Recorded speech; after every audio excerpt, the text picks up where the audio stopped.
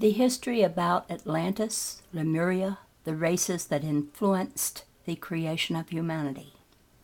Why did they influence all of the historical processes of the ages until reaching Aquarius? And to understand the recent process of Aquarius, all the new souls getting born in this period, and why, and how we need to learn how to live on this planet, and what are the procedures to follow from today and the next 200 years.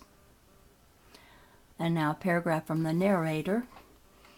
Our environment, including things and people, the events that happen, the culture, the races, and many factors of the physical life are known on Earth as that which we must know, experience, and discover, all to be able to live in society. And this is the environment as a mirror. Everything you can find outside are reflections of what we have inside. Now back to his speaking. All this information can be used by the people to organize their context, to compare the context which in they live and move around in a moment of no time and no space. This is to understand ancient history, where we came from, where we are going, and why we are here. So to understand the context, those who need to will help them find themselves with their own mission, their own evolution path, understanding why they are here with their own mission, to know what is their script in the whole process, always from a general point of view, because to find out why each of us is here is our own problem. I'm not here to tell each person their mission, only to show the general mission of the group. Narrator. We must learn how to make the difference between what belongs to us and what doesn't, and what affects us, not because it's immoral, ugly, or beautiful, but because of our feeling within a relationship with other things. This process within may be done through meditation. This helps us, while closing our eyes in silence, to find not what is spiritual, but what is inside, to discover ourselves. All this information goes beyond just informing people about things that happened, about things that existed, just to have it filed in their library. It has to be used more to make people understand what is their function today. Second part, another conception of the universe. Life can be divided into two periods to understand how it all begins. It can be explained on the etheric plane or in the physical way. Of course, when the etheric began, the physical didn't exist, and life was interpreted another way. It was interpreted as the essence. The essence is run at the spiritual level. Narrator. The spirit is the essence, sparks of God's body, his electrons. The spirits don't have any form. They are made of pure light. They contain all the knowledge from the origins. The spirits are born from what is known as the source, which could be described kind of like the solar plexus chakra of God, where all things come from. The spiritual level is a very subtle level that doesn't even have an energetic vibration. This means it doesn't have an energetic or etheric density. It's just pure light. This pure light expands itself throughout the universe, and when it condenses itself, it becomes molecules, compact energy. When it compacts itself, then matter begins to form. This matter forms itself because a chaos of densities begins to happen in the cosmic walls that generates what's known as chaos. Narrator.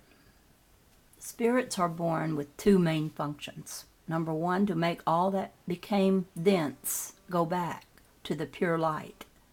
And number two, to integrate all of the experiences of the cosmos to understand what is already known and allowing each of them to become a new God. It expands and contracts, and in this expansion and contraction, the spiritual essence has to make the matter subtle again to bring it back to its source. That subtle process is what we call reincarnation.